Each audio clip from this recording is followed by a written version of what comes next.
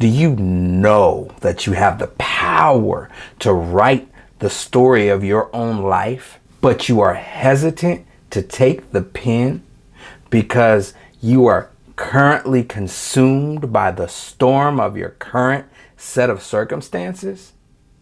Well, then right now, plug into this chapter of the Power Narrative for some advice that could really be of great assistance to you.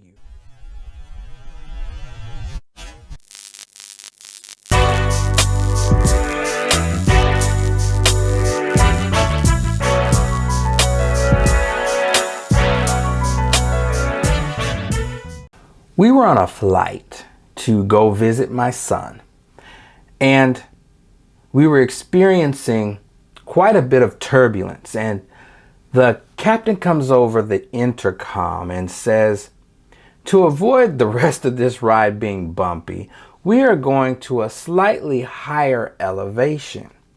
And in moments, we were above the storm cloud.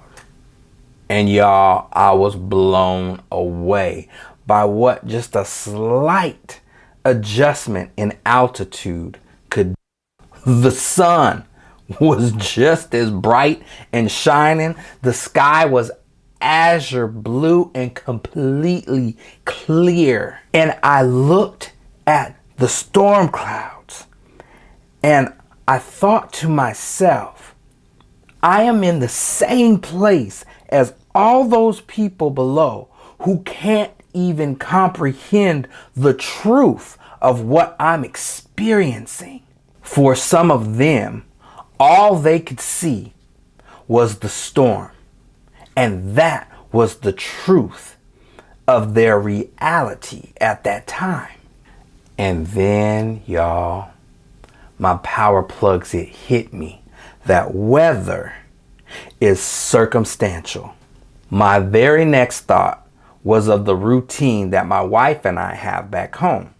A little backstory: she's an artist. Matter of fact, the artist who created this sign. And we have a system. When she needs to mail off some artwork to her customers, she drives to the post office and I run the prepaid packages in.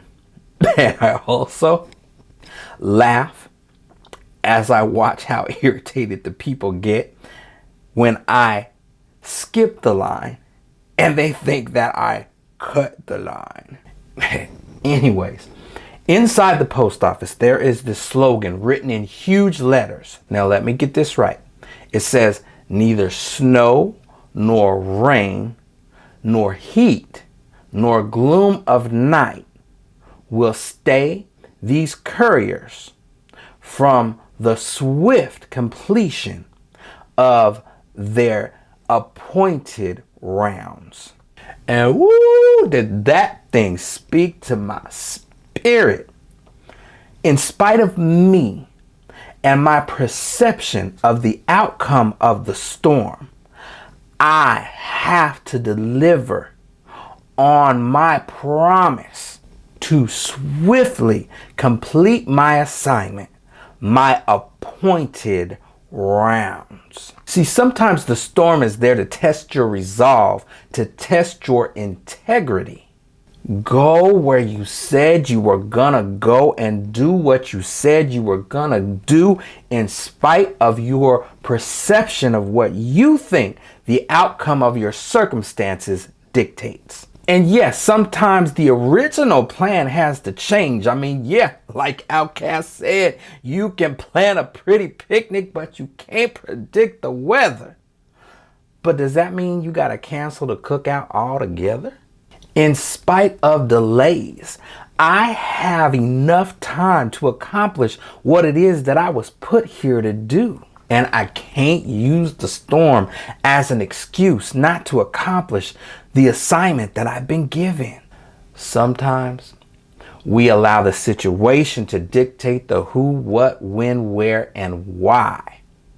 And then we act as though just things are just completely out of our control because we're not willing to deal with what is going on internally. And from a certain standpoint, we justify allowing the pen to stay in the hand of the situation instead of our own. But you have to end your affair with the situationship, because it's sailing and taking you further and further away from what it is that you should be doing. And it moves you away from living and into existence. And after a while, it takes you to a place where you don't have to acknowledge the truth, that you just didn't want to take control. Doing so makes you face some things that you might be unwilling to work through. Sometimes it seems easier to go along to get along, but power plugs, trust me when I say that convenience has a price just like anything else. It's in this space that you have to be honest with yourself and ask the question, what is the convenience fee? But you have to be careful about what it is that you're giving up in exchange for it. And I'll give you an example that I saw on a post recently on the Book of the Face. It was a description of two lions. Okay, so lion A has guaranteed 3 square meals a day minimum, guaranteed health care, and a guaranteed place to lay its head for life. The convenience fee, however, is his freedom. For this lion lives in captivity in the zoo. Now, lion B has absolutely no guarantee of anything, not even survival. If it's something that he needs, he's got to be the one to supply it on his own, relying only on skill and instinct and ability to execute. For this lion, there is no safety net, but this lion gets to live freely as was intended, not exist on someone else's terms. Which one do you choose? In scripture, there was a time in the life of Elijah the prophet that things were very tough. There was a famine in the land, and people like him were being slaughtered by those who were in power. People were afraid, and most decided to play it safe just to go along to get along. Everything was backwards and out of order. Well, not for Elijah. He was instructed to leave and go on this journey, this wild journey to this distant land, until God said it was safe for his triumphant return, when he would be ready to battle the forces that oppressed his people. Now, he faced storm after storm, and in spite of what it looked like, in spite of himself and what he thought the outcome of the storm was, every time he walked by faith, he witnessed a miracle. And finally, it was time for him to return and put everything that was dismantled back in order. And this man had the faith to call fire down from above in this amazing showdown to prove to the people who had the real power. And although he proved his point, he thought that the outcome of this was going to be the instantaneous overthrow of that form of government that oppressed his people. But that ain't how it went down. The empire struck back. He received death threats, and in less than 24 hours, he found himself on the run, hiding in a cave. He was doubting his entire journey, wondering, what was it all for if I did everything that I was asked to do, and I showed up and I witnessed miracle after miracle, only for me to be faithful in my assignment to not make a difference? But God showed up, and had a talk with him and set him straight and let him know, Elijah, your journey was not for the purpose to single-handedly overthrow the government. No. Your assignment was to inspire a revolution, to stir up the people's hearts, to raise up leaders, to raise up freedom fighters who were able to take back the pen of their own life, to write their own story the way that it should be written. Why am I saying this? Why am I telling you this story?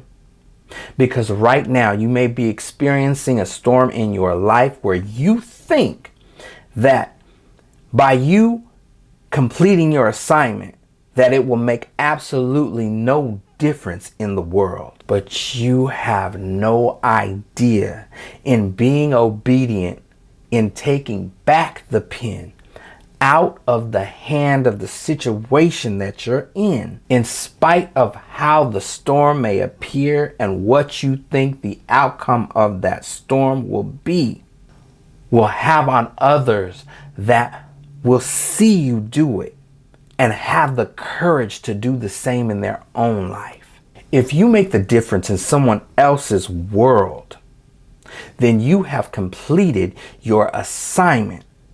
You will have become a courier of hope in spite of yourself and your perceived outcome of the storm. And I just want to prepare y'all for the launching power plugs of new creative content so that I can better step in my role of being a courier of awareness, inspiration, and motivation through the power of story. Be on the lookout for it. And the challenge question is this: will you be resilient enough to take back the pen of your life from the hand of the situation that you deemed has power over your choices?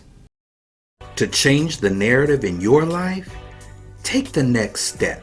Invest in yourself and book a life strategy coaching session with me at www.beliefinteriordesign.com. Let's start the journey of making belief reality.